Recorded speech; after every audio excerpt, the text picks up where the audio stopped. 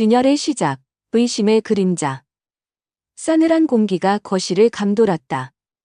남편 강지훈은 마른 침을 삼키며 아내 박서연의 뒷모습을 쫓았다. 언젠가부터 그녀는 다른 사람이 되어 있었다. 자정을 넘겨 들어오는 날이 잦아졌고 포장도 뜯지 않은 값비싼 핸드백과 구두가 현관에 아무렇게나 놓여있기 일쑤였다. 월급만으로는 감당할 수 없는 사치. 대체 무슨 돈으로 저런 것들을 사는 걸까? 지훈의 심장은 불안감으로 세차게 뛰었다.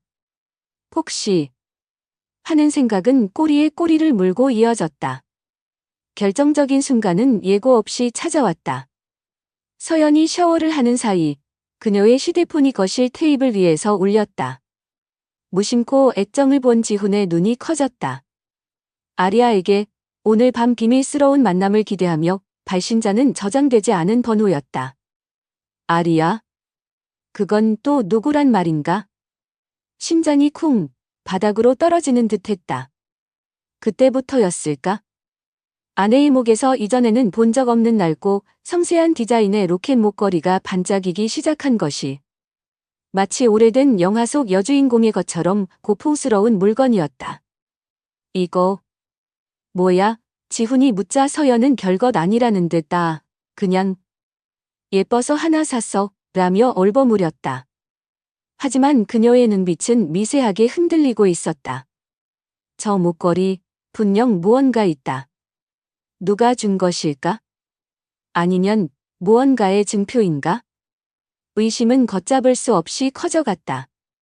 며칠 밤낮을 고뇌하던 지훈은 결국 망가질 대로 망가진 심신을 이끌고 진실추적소의 문을 두드렸다. 어쩌면 마지막 희망일지도 모른다는 생각. 사무실 안 차분한 인상의 최 형사가 그를 맞았다. 지훈은 떨리는 목소리로 어렵게 입을 열었다. 제 아내가 견했습니다. 아니, 어쩌면 처음부터 제가 알던 사람이 아니었을지도 모르겠습니다. 그의 눈빛은 절박했고 목소리는 물기마저 어려 있었다. 지훈은 아내의 사진과 함께 그 낡은 로켓 목걸이에 대한 이야기를 힘겹게 털어놓았다.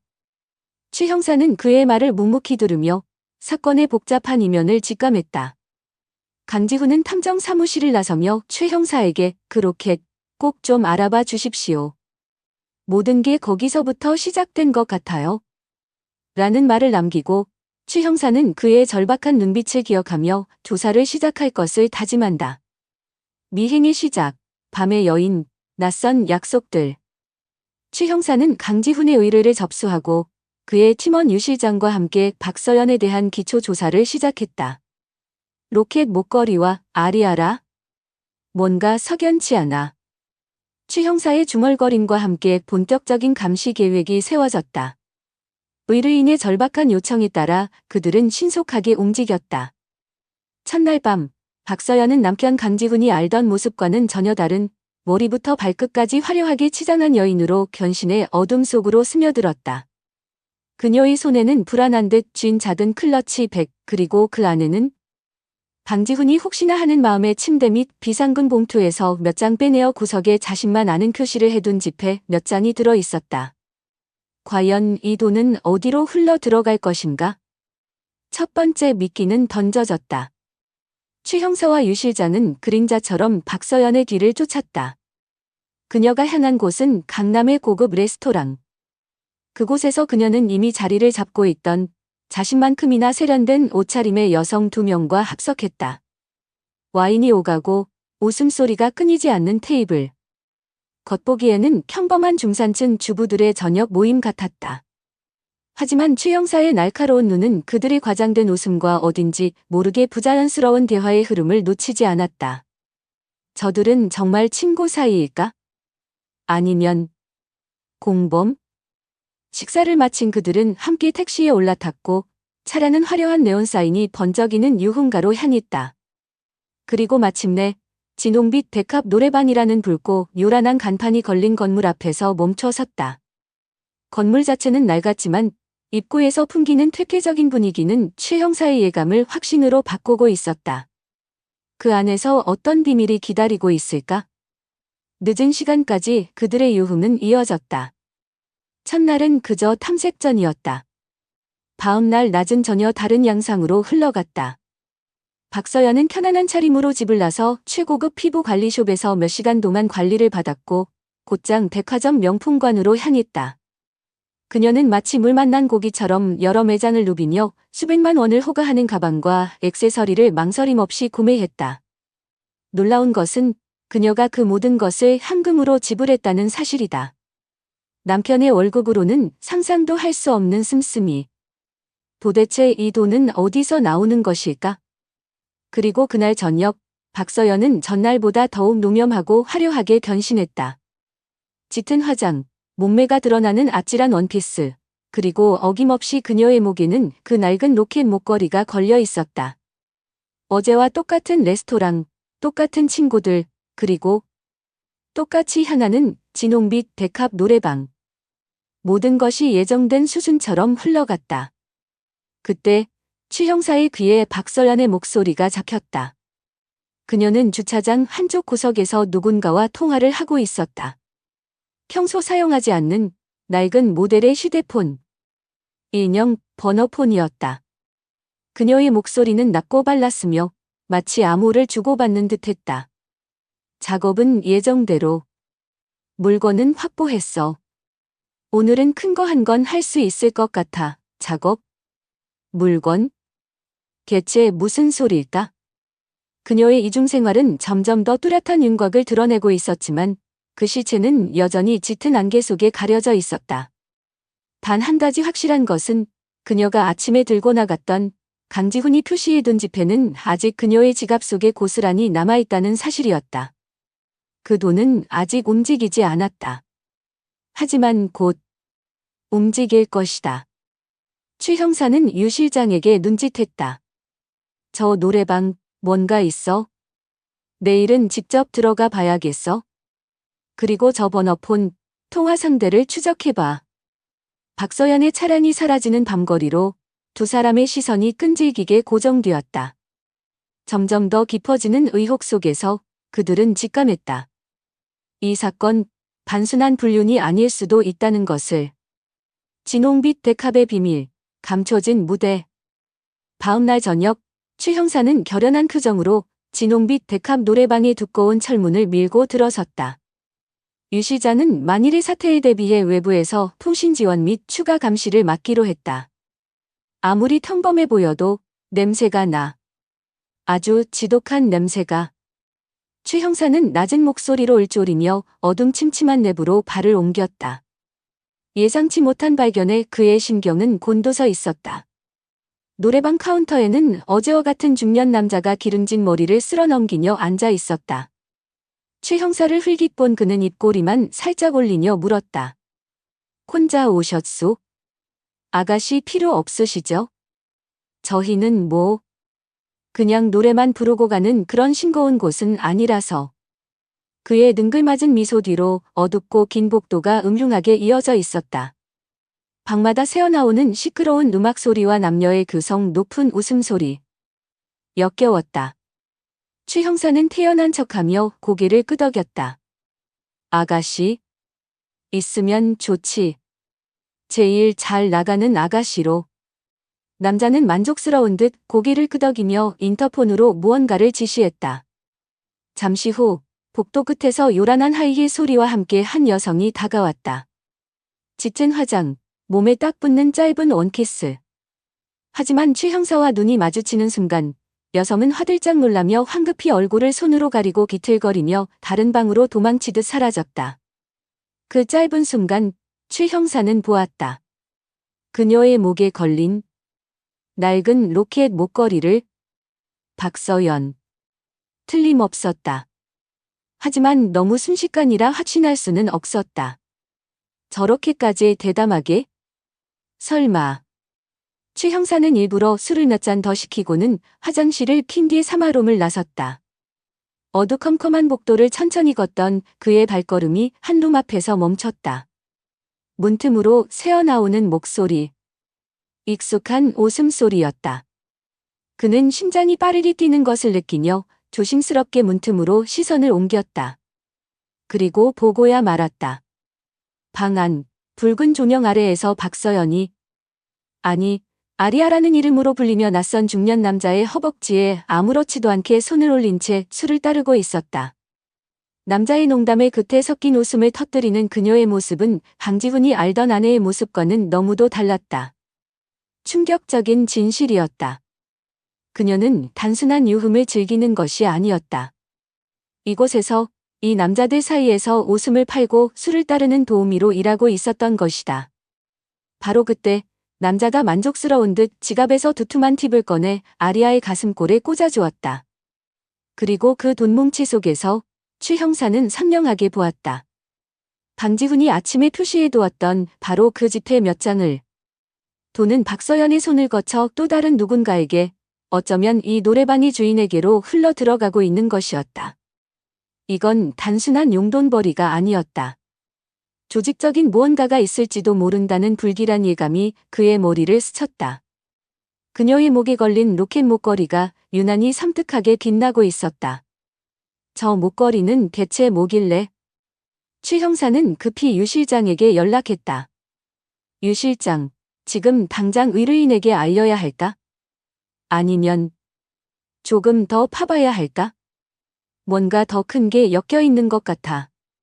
저 돈의 흐름이 심상치 않아. 그의 목소리는 복잡한 심경을 대변하듯 낮게 가라앉아 있었다. 드러난 진실은 어쩌면 빙산의 일각에 불과할지도 몰랐다. 추 형사는 증거사진 몇 장을 더 확보한 후 무거운 마음으로 노래방을 나섰다. 내일 다시 한번 박서연의 뒤를 밟아 그 비밀의 끝을 확인해야만 했다. 넘지 말아야 할 선, 모텔 앞의 그림자. 다음 날 밤 박서연은 어김없이 진홍빛 데캅 노래방으로 향했다. 붉은색 미니드레스를 입고 하이힐을 신은 그녀의 모습은 어둠 속에서도 유난히 빛났다. 추 형사와 유 실장은 건물 맞은편 어두운 골목길에 주차된 차량 안에서 숨을 죽인 채 그녀가 나오기를 기다렸다. 오늘은 뭔가 다른 일이 벌어질 것 같은 예감이 들어. 유 실장이 긴장된 목소리로 말했다. 추 형사는 말없이 고개만 끄덕였다. 그의 직감 또한 같은 말을 하고 있었다. 단순한 도우미 아르바이트라고 하기엔 석연치 않은 점이 한두 가지가 아니었다. 특히 그 낡은 로켓 목걸이와 표시된 지폐의 행방은 여전히 미스터리였다. 시간은 느리게 흘렀다. 자정이 가까워질 무렵 드디어 노래방 입구에 다시 불이 환하게 켜지며 사람들이 하나둘씩 나오기 시작했다. 그리고 마침내 박서연의 모습이 보였다. 혼자가 아니었다. 술에 취해 비틀거리는 중년의 남자와 팔짱을 꼭 낀 채였다. 두 사람은 누가 봐도 연인처럼 다정하게 이야기를 나누며 망설임 없이 근처 골목에 위치한 간판 불빛마저 희미한 모텔로 향했다. 모든 것이 너무나 자연스러워서 오히려 부자연스러웠다. 저 남자는 누구인가? 단순한 손님인가? 아니면 그 이상의 관계인가? 추 형사와 유 실장은 눈빛을 교환하고 재빨리 그들의 뒤를 쫓았다. 모텔 입구에서 짧은 실랑이가 벌어지는 듯했지만 이내 두 사람은 어둠 속으로 함께 사라졌다. 추 형사는 카메라 셔터를 눌렀고 유 실장은 시간을 기록했다. 약 1시간쯤 지났을까? 모텔 입구에 다시 그림자가 나타났다. 박서연과 그 남자였다. 여전히 다정해 보였지만 어딘지 모르게 분위기가 냉랭해진 듯도 했다. 그들은 짧은 대화를 나눈 후 각자의 길로 향했다. 박서연의 얼굴에는 피곤함과 함께 알 수 없는 공허함이 드리워져 있었다. 그녀의 손에는 남자가 건넨 것으로 보이는 두툼한 봉투가 들려 있었다. 저것이 오늘 밤의 대가인가? 이건 명백히 선을 넘었네요. 강지훈 씨가 알면? 유 실장은 말을 잇지 못하고 착잡한 표정을 지었다. 추 형사 역시 무거운 침묵으로 동의를 표했다. 박서연의 이중생활은 단순한 도우미를 넘어선 소위 말하는 2차까지 이어지고 있었던 것이다. 이것은 명백한 증거였다. 하지만 이것이 과연 진실의 전부일까? 그 로켓 목걸이는? 표시된 지폐는 왜 아직도 그녀의 지갑 속에 있는 것일까? 아직도 풀리지 않은 의문들이 추 형사의 머릿속을 어지럽혔다. 그는 착잡한 심정으로 강지훈에게 연락했다. 더 이상 숨길 수 없는, 그리고 숨겨서도 안 될 진실이었다. 다음 날 오후, 약속 장소인 허름한 카페에 나타난 강지훈은 며칠 사이 몰라보게 수척해져 있었다. 추 형사는 그의 맞은편에 앉아 준비해온 사진들을 테이블 위에 조심스럽게 내려놓았다. 박서연이 진홍빛 데캅 노래방에서 아리아라는 이름의 도우미로 일하는 모습, 그리고 어젯밤 낯선 남자와 모텔에 들어가는 모습까지 모든 것이 담겨 있었다. 강지훈은 떨리는 손으로 사진들을 집어들었다. 그의 눈빛이 믿을 수 없다는 듯, 아니 믿고 싶지 않다는 듯 격렬하게 흔들렸다. 한 장, 한 장 사진을 넘길수록 그의 얼굴은 창백하게 굳어갔다. 마침내 마지막 사진을 내려놓았을 때 그는 한동안 아무 말도 하지 못했다. 그저 깊은 한숨과 함께 테이블 위로 힘없이 주먹을 내리칠 뿐이었다. 네. 내가 알던 서연이가 아니야. 그 로켓은? 그 빌어먹을 목걸이는 대체 뭐였던 거야? 모든 게 거짓이었어. 그의 절규는 낮은 신음이 되어 카페 안의 무거운 공기를 갈랐다. 배신감, 절망감, 그리고 형언할 수 없는 슬픔이 그의 온몸을 휘감는 듯했다. 그의 눈에는 분노와 함께 알 수 없는 불안감이 서려 있었다. 마치 아직 드러나지 않은 더 큰 비밀이 자신을 기다리고 있다는 것을 예감이라도 한 것처럼. 강지훈은 추 형사에게 떨리는 목소리로 물었다. 그 노래방, 어딥니까? 내 눈으로 직접 확인해야겠습니다. 그리고 그 로켓, 빌어먹을, 그게 모든 열쇠일지도 몰라요. 가면의 종말, 대면의 순간. 추 형사는 강지훈의 격한 반응을 보며 잠시 망설였지만 그의 눈에서 읽히는 처절한 심정과 진실을 향한 갈망에 결국 동행하기로 결정했다. 하지만 조건이 있었다. 알겠습니다. 강지훈 씨, 같이 가 드리죠. 하지만 약속해 주십시오. 절대 무슨 일이 있어도 감정적으로 행동하시면 안 됩니다. 모든 증거는 이미 확보되었고 불필요한 충돌은 상황을 악화시킬 뿐입니다. 모든 것은 제가 처리하겠습니다. 강지훈은 떨리는 턱을 애써 감추며 힘겹게 고개를 끄덕였다. 그의 마음은 이미 지옥을 수백 번 오르내린 후였다. 걷잡을 수 없는 감정의 소용돌이 속에서 그는 마지막 남은 이성의 끈을 붙잡고 있었다.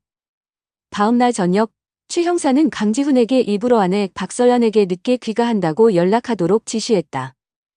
그리고 예상대로 유 실장으로부터 박서연이 어김없이 진홍빛 백합 노래방으로 향했다는 보고가 들어왔다. 모든 준비는 끝났다. 이제 가면을 벗길 시간이었다.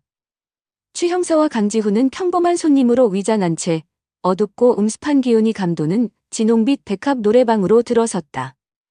카운터의 중년 남자는 추 형사를 알아보고는 더욱 능글맞은 미소를 지으며 아는 체를 했다. 어이쿠, 또 오셨네. 지난번 그 아가씨가 마음에 드셨나 봐? 추 형사는 태연하게 받아쳤다. 뭐, 나쁘지 않았지. 오늘은 다른 아가씨는 없나? 혹시 아리아라고 했던가? 그 아가씨 오늘 나왔나? 남자는 고개를 끄덕이며 그들을 가장 안쪽의 룸으로 안내했다. 방음이 제대로 되지 않는 룸 안에서는 옆방의 시끄러운 음악 소리와 남자들의 음탕한 웃음소리가 고스란히 넘어왔다. 강지훈의 얼굴이 하얗게 질려갔다. 그는 주먹을 쥔 채 부들부들 떨고 있었다. 얼마나 시간이 흘렀을까?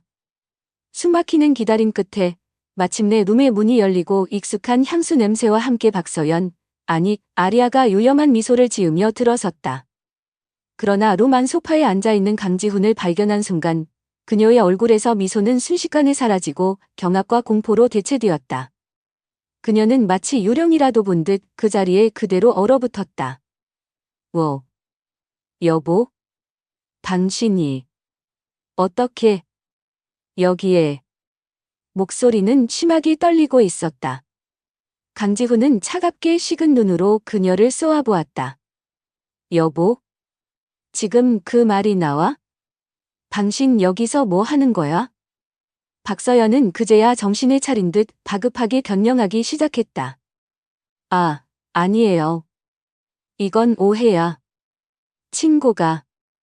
친고가 갑자기 펑크를 내서 딱 하루만 대신 나와달라고 사정해서. 정말이에요. 오늘만. 그녀의 목소리는 절박했지만 그 변명은 너무나도 초라하고 설득력이 없었다.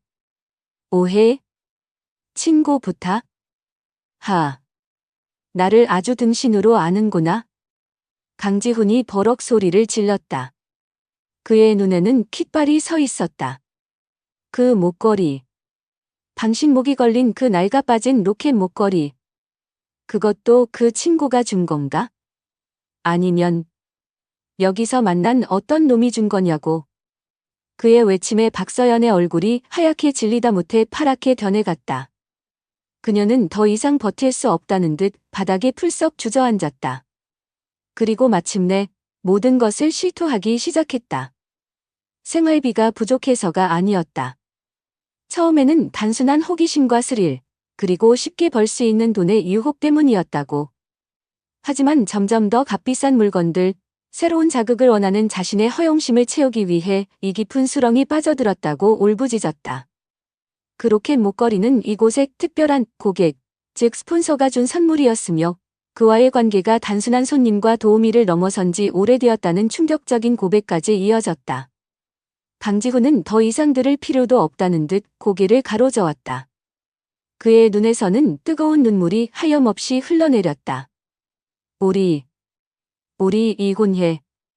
당신 같은 여자라는 단 하루도 더 같이 살 수 없어. 그의 목소리는 분노를 넘어선 깊은 절망과 체념으로 가득 차 있었다.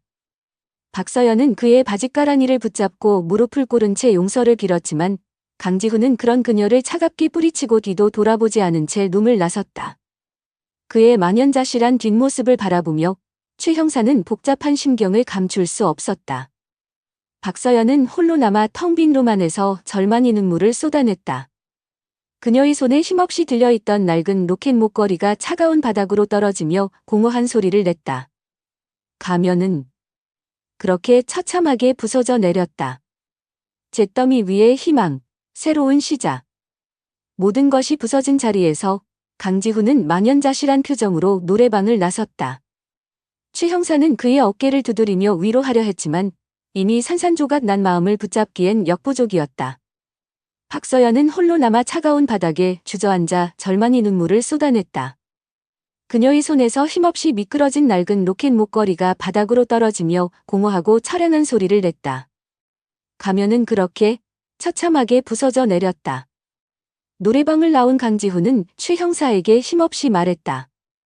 고맙습니다, 형사님. 이제 모든 걸 정리해야죠. 그의 목소리는 텅 빈 동굴처럼 공허했지만 한편으로는 어떤 냉정한 결의마저 느껴졌다. 그날 이후 세상은 강지훈에게 전혀 다른 의미로 다가왔다. 믿었던 모든 것이 한순간에 무너져 내린 폐허 속에서 그는 한동안 길을 잃고 헤맸다.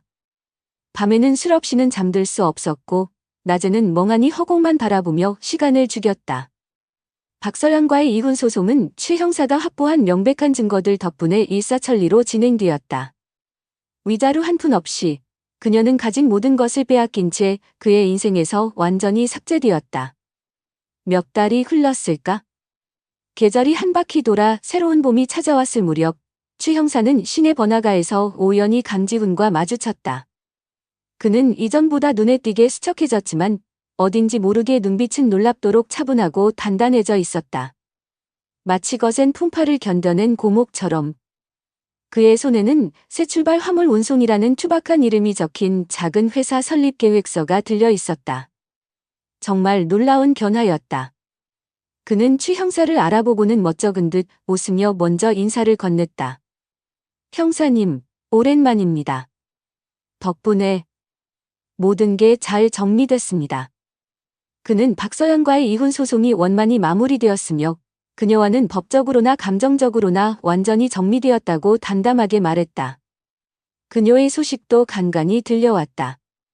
결국 그 특별한 고객이라는 남자와도 문제가 생겨 모든 것을 잃고 홀로 힘겹게 살아가고 있다는 이야기였다. 그리고 그 낡은 로켓 목걸이. 그것은 경찰 조사를 통해 그 특별한 고객이 연루된 또 다른 불법 도박 사이트 운영 자금 세탁의 중요한 증거물로 밝혀졌다고 했다. 박서연은 그저 이용당했을 뿐 그 깊은 내막까지는 알지 못했던 것이다. 어쩌면 그것이 그녀에게 남은 마지막 행운이었을지도. 표시됐던 지폐와 번호폰 통화 내용은 그녀의 유흥 자금 출처 및 비밀 연락수단으로 모두 정리되어 사건은 종결되었다. 강지훈은 지난날을 회상하며 씁쓸한 미소를 지었다. 어쩌면 그 여자는 처음부터 제가 알던 사람이 아니었을지도 모릅니다. 아니, 어쩌면 제가 애써 외면하고 보려 하지 않았던 거겠죠. 사랑이라는 이름으로 모든 것을 덮어버리려고 했던 제 잘못도 큽니다. 그의 목소리에는 깊은 회한과 함께 스스로에 대한 냉철한 성찰이 담겨 있었다. 그는 이제 모든 것을 털어내고 지방 소도시로 내려가 작은 화물 운송 회사를 차리고 새로운 삶을 시작할 계획이라고 밝혔다. 그의 얼굴에는 오랜만에 희미하지만 진심 어린 미소가 떠올랐다. 이제야 제 인생을 제대로 살아볼 용기가 생긴 것 같습니다. 형사님, 정말 감사합니다. 그는 최 형사에게 진심으로 감사를 표하며 악수를 청했다. 그의 손은 거칠었지만 그 안에 담긴 삶의 의지는 그 어느 때보다 뜨겁고 단단했다. 최 형사는 그의 뒷모습을 한참 동안 바라보았다. 때로는 가장 고통스러운 진실이 가장 절망적인 대신이 역설적으로 새로운 시작의 밑거름이 되기도 한다는 것을 그는 다시 한번 깨달았다. 강지훈은 비록 모든 것을 잃었지만 동시에 진정한 자신을 찾아 나설 용기를 얻은 것이리라. 그의 발걸음은 과거의 아픔을 딛고 미래로 나아가는 듯 봄 햇살 아래 유난히 견고하고 희망차 보였다. 진실의 무게, 그리고 내일의 빛, 최 형사는 사무실로 돌아와 깊은 한숨과 함께 강지훈의 사건 파일을 정리했다. 파일 표지에는 가면 뒤의 진실, 강지훈, 박서연 부부 사건이라고 짧게 적었다. 캔을 내려놓은 그는 의자에 깊숙이 몸을 기대고 눈을 감았다. 이번 사건은 유독 뒷맛이 있었다. 인간 내면의 복잡하고 뒤틀린 욕망, 그리고 그로 인해 비롯되는 배신과 상처. 하지만 동시에 그는 고통스러운 진실을 마주한 후에도 절망의 잿더미 위에서 다시 일어설 수 있는 인간의 놀라운 강인함 또한 목격했다. 어쩌면 이 두 가지 상반된 모습이야말로 인간을 가장 인간답게 만드는 것인지도 몰랐다. 때로는 가장 가깝다고 믿었던 사람의 숨겨진 모습, 그 낯선 가면이 한 사람의 삶을 송두리째 흔들고 모든 것을 파괴하기도 한다. 모든 것이 끝났다고 생각되는 순간 주저앉아 울부짖는 것 말고는 아무것도 할 수 없을 것 같은 절망의 구렁텅이. 하지만 아이러니컬하게도 그 모든 것이 무너져 내린 폐허 위에서야 비로소 새로운 싹이 트고 더 단단한 기반을 다질 기회가 생기기도 하는 법이다. 강지훈이 그랬던 것처럼 그는 아내의 배신이라는 처절한 진실 앞에서 모든 것을 잃었지만 동시에 진정한 자신을 찾고 새로운 삶을 향해 나아갈 용기를 얻었다. 절망의 끝에서 새로운 희망을 발견하고 자신의 삶을 꿋꿋하게 찾아 나서는 이들이 있기에 그럼에도 불구하고 세상은 계속해서 앞으로 나아가는 것이리라. 이 이야기는 우리에게 묻는다. 당신은 가장 가까운 관계 속에서 불편한 진실을 직면할 용기가 있는가? 그리고 그로 인해 생긴 깊은 상처를 극복하고 앞으로 나아갈 힘이 있는가? 어쩌면 우리는 모두 각자의 가면을 쓰고 살아가는지도 모른다. 중요한 것은 그 가면 뒤에 숨겨진 진실을 마주했을 때 그것을 어떻게 받아들이고 또 어떤 선택을 하느냐일 것이다. 밤이 깊을수록 새벽이 가깝고 어둠이 짙을수록 별은 더욱 밝게 빛나는 법이다. 인생이 가장 어두운 터널을 통과하고 나면 분명 이전보다 더 선명하고 찬란한 내일의 빛을 발견할 수 있을 것이라고 추 형사는 믿고 싶었다. 그의 책상 위에는 또 다른 미해결 사건 파일들이 새로운 진실을 기다리며 쌓여가고 있었다. 그는 다시 한번 마음을 다잡고 다음 사건 파일로 손을 뻗었다. 세상의 모든 비밀과 거짓이 사라지는 그날까지 진실 추적소의 불은 꺼지지 않을 것이다.